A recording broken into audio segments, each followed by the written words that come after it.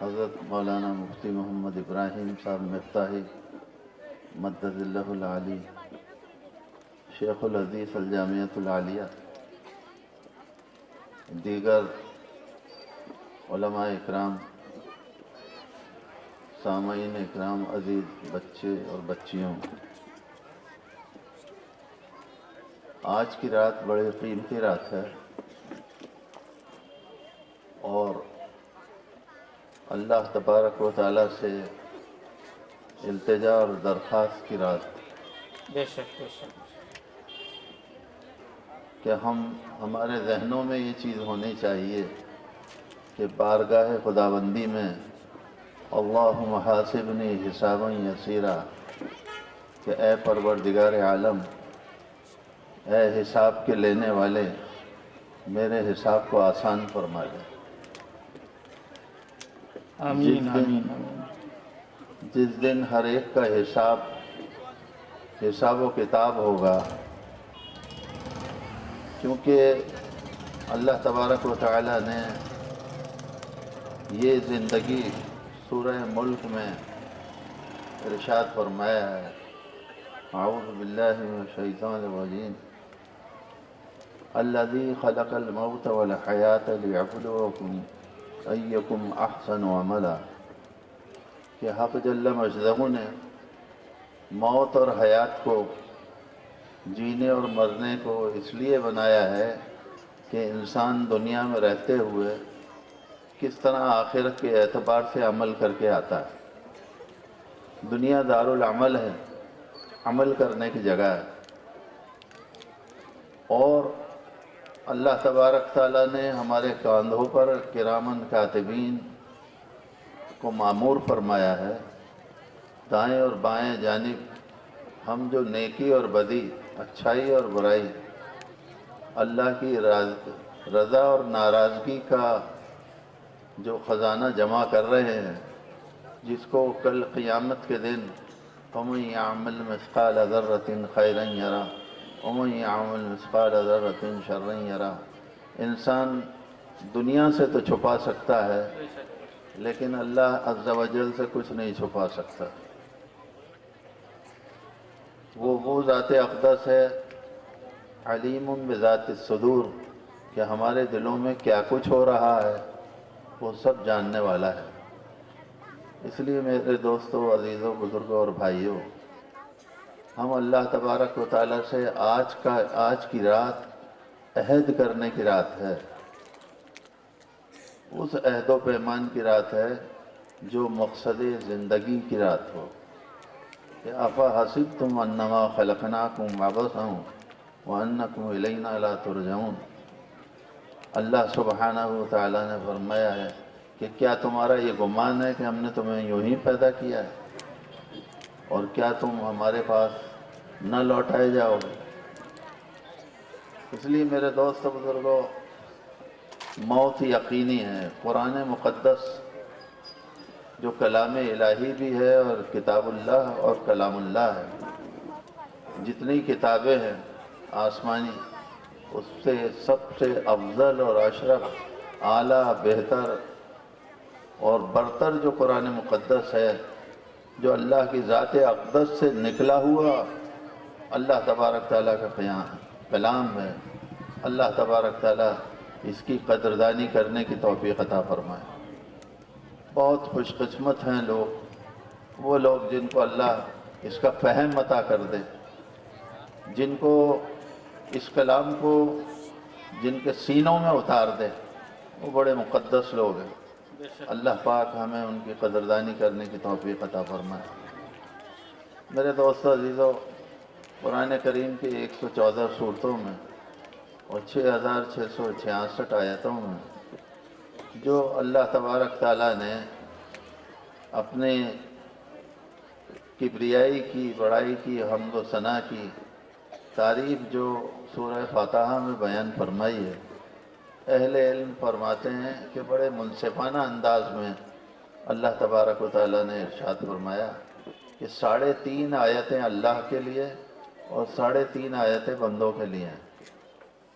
پہلی آیت الحمدللہ رب العالمین، الرحمن الرحیم مالک یوم الدین ایاک نعبد، یہاں تک تو اللہ تبارک تعالیٰ نے اپنے لیے فرمایا ہے کہ تمام تعریفیں اللہ کے لیے ہیں، تو جو تمام جہانوں کا پالنہار، وہ بڑا مہربان، رحم کرنے، نہایت مہربان اور رحم کرنے والا ہے، اور یوم جزا کا مالک ہے، اس دن کا مالک جس دن کسی کی حکومت نہ ہوگی، بادشاہ اور فقیر ایک صف میں کھڑے ہو کر اپنے اعمال کا حساب دے رہے ہوں گے، اس یوم جزا کا وہ مالک ہے۔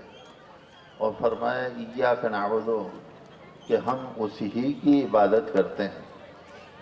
اور بندہ اب آگے اپنی بات رکھتا ہے، وہ ایاک نستعین، کہ الہ العالمین ہم آپ سے ہی استعانت، مدد اور نصرت طلب کرتے ہیں۔ اور اللہ سے مانگنا کیا ہے؟ اہدنا الصراط المستقیم، اے اللہ تو ہمیں سیدھے راستے پر چلا، صراط الذین، اس راستے پر انعمت علیہم، جس راستے پر تو نے انعام کا وعدہ فرمایا ہے، غیر المغضوب علیہم ولا الضالین، اور اس راستے سے ہم سب کی حفاظت فرما جس راستے پہ چل کر لوگ گمراہ ہو گئے اور راستہ بھٹک گئے اور اللہ کی ناراضگی جنہوں نے اختیار کی۔ میرے دوستو عزیزو، آج سے تقریباً 120 سال پہلے ایک پروفیسر لاہور یونیورسٹی میں، جس کا نام عبدالرزاق تھا اور عربی لٹریچر کا بڑا ماہر اور مشاق تھا، اور قرآن پر بہت زبردست عبور تھا اسے، لیکن یہی قرآن اس کی بدبختیت اور شقیت اور محرومیت کا سبب بنا کہ اس نے 114 صورتوں میں قیل و قال اور غلطیاں نکالنے کا ذمہ اپنے سر لیا، تو پھر مرتد ہو کر کے وہ مرا دنیا سے۔ یہی قرآن اس کی نشاندہی کرتا ہے، یضل بہ کثیرا ویہدی بہ کثیرا، یہی قرآن انسان پڑھتا ہے، بعض لوگ ہدایت کی طرف آتے ہیں، بعض لوگ گمراہی کی طرف چلے جاتے ہیں۔ اس لیے آپ نے دیکھا ہوگا کہ جمعہ کے دن جب خطیب و امام منبر پر جلوہ افروز ہوتے ہیں تو ایک میسیج ہم کو دیتے ہیں، ایک سبق ہمیں یاد دلاتے ہیں جو بڑا اہم سبق ہے، من یہدہ اللہ فلا مضل لہ ومن یضللہ فلا ہادی لہ، کہ اللہ تبارک و تعالی جس کو ہدایت دے اس کو دنیا کی کوئی طاقت گمراہ نہیں کر سکتی، اور جسے اللہ ہی گمراہ کر دے، جس کی قسمت میں اللہ بدبختی لکھ دے، پھر دنیا کی طاقت مل کے اس کو ہدایت کی طرف نہیں لا سکتی۔ اس لیے اللہ تبارک و تعالیٰ سے مانگنا کیا ہے؟ جو سورہ بقرہ کے اندر ارشاد فرمایا، الف لام میم ذالک الکتاب لا ریب فیہ ھدی للمتقین، اصل مانگنا ہے اللہ سے ہدایت۔ اگر قسمت میں ہدایت نہیں ہے تو سب سے بڑی بدبختی اور محرومی ہے۔ اس لیے میرے دوستو بزرگوں، سب سے زیادہ جو قدر کرنی ہے وہ کلام الہی کی قدر کرنی ہے، سب سے زیادہ اشاعت کرنی ہے تو کلام الہی کی کرنی ہے، سب سے زیادہ عمل کرنا ہے تو کلام الہی پر عمل کرنا ہے۔ سینے سے اگر لگانا ہے تو کلام الہی کو سینے سے لگانا ہے۔ اگر زندگی میں نور اتارنا ہے دل میں تو کلام الہی کا نور اتارنا ہے۔ جس پر عمل کرنا ہے وہ کتاب قرآن کریم۔ اس لیے میرے دوستو، یہ نونہالان امت اور یہ چھوٹے چھوٹے بچے، اس سے بڑی نعمت نہیں ہو سکتی کسی کے لیے۔ خیرکم من تعلم القرآن وعلمہ، کہ تم میں بہترین آدمی کون ہے؟ اللہ اللہ، تم میں بہترین آدمی وہ ہے کہ جو قرآن کریم کو سیکھے اور سکھائے۔ ہم میں سے دو ہی لوگ ہو سکتے ہیں، دو میں سے ایک وہ جو سیکھنے والا ہو اور ایک وہ جو سکھانے والا ہو۔ تو سب سے زیادہ اگر قدر کرنی ہے تو اس کی قدر کرنی ہے جس کی وجہ سے پوری دنیا ٹکی ہوئی ہے، سبحان اللہ، جس کی وجہ سے سورج، چاند، شمس و قمر، ماہتاب و آفتاب جو ہے، دنیا کا سارا نظام اور اس کے انوارات اور برکات جو ٹکے ہوئے ہیں وہ قرآن کریم کی برکت ہے۔ اس لیے میرے دوست و عزیزو، جب تک دنیا میں قرآن باقی رہے گا، یہ نظام خداوندی کی وجہ سے یہ انوارات، یہ برکات، یہ تجلیات، یہ نعمتیں، انسان اس سے مزین اور آراستہ ہوتا رہے گا، اللہ کی عطا کا دروازہ کھلا رہے گا۔ اور جس دن قرآن کریم کو اٹھا لیا جائے گا، وہی انسانوں کے بربادی کا دن ہوگا، وہی محرومی کا دن ہوگا، وہی شقیت اور بدبختیت کا دن ہوگا۔ اللہ تبارک تعالی ہماری اور پوری امت مسلمہ کی حفاظت فرمائے۔ آمین آمین۔ اس لیے ہماری سعادت مندی اس میں ہے، کیونکہ وہ قرآن ایسا ہے جس میں سابقون کا بھی تذکرہ ہے، اولون کا تذکرہ ہے، جو اول آئے ان کا بھی، جو آخر میں آنے والے ہیں ان کا بھی، دنیا کی تخلیق سے پہلے کے جو واقعات ہیں وہ بھی قرآن کریم میں موجود ہیں، دنیا کے حالات اور واقعات قیامت تک آنے والے ہیں، ان کے حالات سے میں ہمیں روشناس کرایا گیا، اور موت اور بعد الموت کے جو واقعات اور حالات ہیں اس کا بھی تعارف قرآن کریم میں کرایا گیا ہے۔ اس لیے میرے دوستو بزرگوں، جو قرآن کریم کی نصیحتیں ہیں، یوں تو کہنے کو گھنٹوں کہا جائے تو بھی جو ہے قرآن کریم کی عظمت کے بارے میں کچھ کہنا جو ہے وہ سورج کو چراغ دکھانے کی طرح سے ہے۔ اس لیے میرے دوستو بزرگوں، جو اللہ تبارک تعالیٰ نے چھوٹی چھوٹی ہدایات ہمیں عطا فرمائی، یا ایھا الذین آمنوا کونوا مع الصادقین، اے ایمان والو کن کے ساتھ اٹھو بیٹھو، آپ کی رفاقت کس سے ہو، آپ کا میل جول کس سے ہو، آپ کی نشست و برخاست کس سے ہو، ان لوگوں کے ساتھ بیٹھو جو سچے لوگ ہیں۔ اللہ تبارک و تعالیٰ نے جو ہے کن کو محبوب رکھتا ہے اللہ تبارک و تعالیٰ، اس کے بارے میں فرمایا وہ لوگ جو تقوی کو اختیار کرتے ہیں، اللہ تبارک تعالیٰ ان کو پسند فرماتا ہے۔ اور اللہ پاک کن کو جو ہے محروم رکھتا ہے، اللہ کی رحمتوں سے جو محروم ہوتے ہیں، جن کے اوپر اللہ کی لعنتیں ہوتی ہیں، ان کے بارے میں فرمایا الا لعنت اللہ علی الظالمین، الا لعنت اللہ علی الکاذبین، الا لعنت اللہ علی المشرکین۔ اس لیے مشرک بننے سے اور جو ہے ظالم بننے سے ہمیں باز آنا ہے، بچنا ہے۔ بعض مرتبہ حق کی طرف 2 لوگ ہوتے ہیں، ناحق کی طرف 50 لوگ ہوتے ہیں۔ اکثریت اور اقلیت اسلام میں نہیں ہے۔ حق اور باطل کی تمیز کا تعلق ایمان سے ہے۔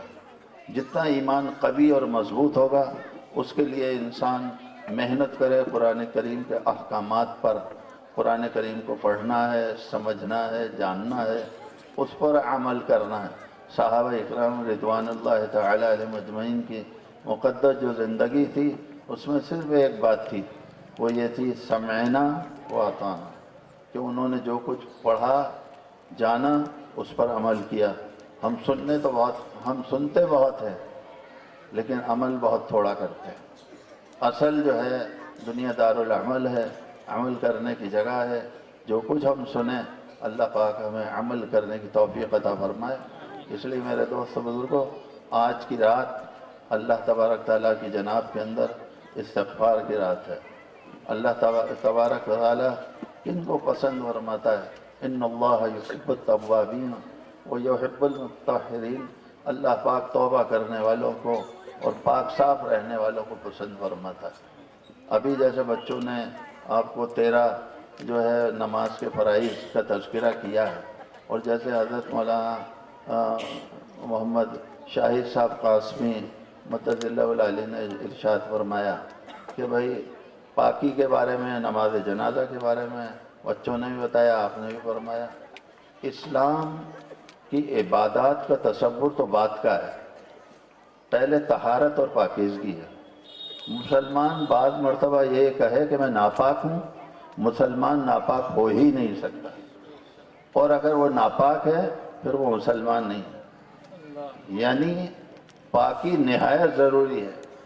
اس لیے حکم دیا گیا جب بھی آدمی ناپاکی کے گہوارے میں آتا ہے، ناپاک ہو جاتا ہے، سب سے بڑا عمل ہے پاکیزگی اور طہارت اختیار کرنا، ظاہرہ بھی اور باطنہ بھی۔ اس لیے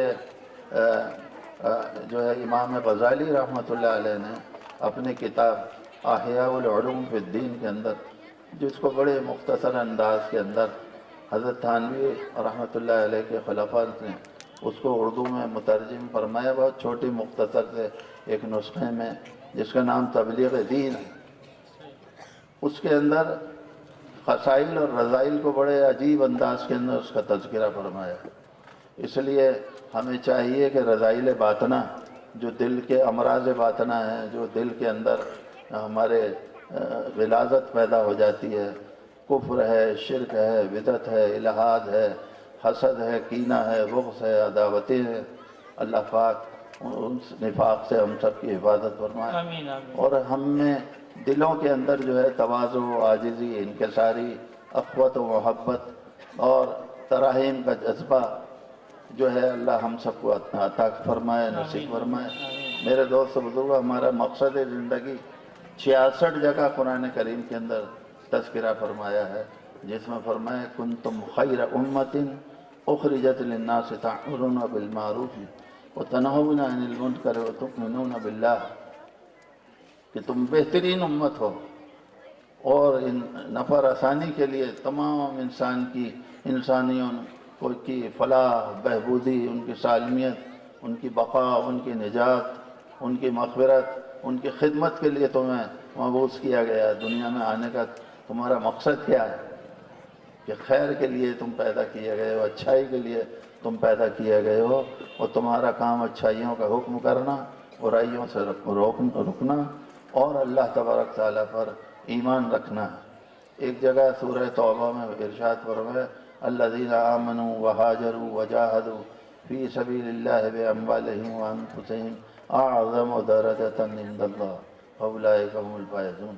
یہ 6 صفات ہر مسلمان میں ہونی چاہیے، کیونکہ ان اللہ اشتری من المؤمنین انفسهم واموالہم بان لہم الجنہ، کہ اللہ تبارک و تعالیٰ نے نعمت عظمیٰ لا الہ الا اللہ محمد رسول اللہ عطا فرما کر ایمان والوں کی جان اور مال کو خرید لیا ہے۔ مسلمان کا زندگی کا سودا ہو چکا ہے۔ مسلمان کا مال اپنا مال نہیں ہے، مسلمان کی جان اپنی جان نہیں ہے۔ اس نے اللہ پر اور اللہ کے رسول صلی اللہ علیہ وسلم پر ایمان لا کر اپنے جان اور مال کو اللہ پاک کے سپرد کر دیا ہے۔ اس لیے اس کا تصرف اپنی ذات سے نہیں ہو سکتا، اپنے جان اور مال کو اللہ تبارک تعالیٰ کے احکامات کے مطابق اس کو خرچ کرنا چاہیے۔ اس لیے فرمایا الذین آمنوا، جو ایمان لائے، وہاجروا، اور جنہوں نے ہجرت کی، وجاہدوا، اور جنہوں نے مجاہدہ اختیار کیا، فی سبیل اللہ، اللہ کے راستے میں، باموالہم وانفسہم، جنہوں نے جان بھی لگایا اور مال بھی لگایا، وہ ان لوگوں کے لیے کیا ہوگا؟ اعظم درجۃ عند اللہ، اللہ تبارک تعالیٰ کی طرف سے سب سے بڑا درجہ ان لوگوں کو جنت میں ملے گا جو یہ 6 صفات کے متصف ہوں گے۔ اللہ پاک ہمیں اپنے جان کو، مال کو، اپنا سب کچھ اللہ اور اس کے رسول صلی اللہ علیہ وسلم کی رضا جوئی میں خرچ کرنے کی توفیق عطا فرمائے۔ آمین۔ اس لیے میرے دوستو عزیزو، ہم عہد و پیمان کریں، آج رات کو جو ہے اس جلسے کے بعد جائیں تو نوافل کا اہتمام کریں، انشاءاللہ۔ اپنے گناہوں کو یاد کر کے استغفار کریں، اور اللہ سے نیکی کی طلب اور توفیق مانگے کہ آئندہ آنے والا سال، ممکن ہے آئندہ سال ہمیں یہ شب برات نصیب ہو یا نہ ہو، آئندہ رمضان ہمیں نصیب ہو یا نہ ہو۔ یہ ابھی جیسے آپ حضرات نے جو ہے نماز جنازہ کے بارے میں سنا، تو اس میں آخر کے اندر جو حکم دیا گیا ہے وہ کتنی بڑی نعمت اور کتنی بڑی دولت ہے۔ اللہم من احییتہ منا فاحییہ علی الاسلام، کہ اللہ جب تک تو ہمیں زندہ رکھ، اسلام پر زندہ رکھ، ومن توفیتہ منا فتوفہ علی الایمان، اور جب ہمارا خاتمہ ہو، جب ہم زندگی سے یہاں سے رخصت ہوں، تب ہمارا ایمان پر خاتمہ ہو، یعنی زندگی اسلام پر ہو اور خاتمہ ایمان پر ہو۔ یہی مومن اور مسلم کی نشانی ہے۔ ہم محنت کریں اپنے گھروں پر، اپنی ذات پر۔ یا ایھا الذین آمنوا قوا انفسکم واہلیکم نارا وقودھا الناس والحجارہ، اے ایمان والو، بچاؤ اپنے آپ کو اور اپنے اہل و عیال کو جہنم کی آگ سے، جس کا ایندھن انسان اور پتھر ہیں۔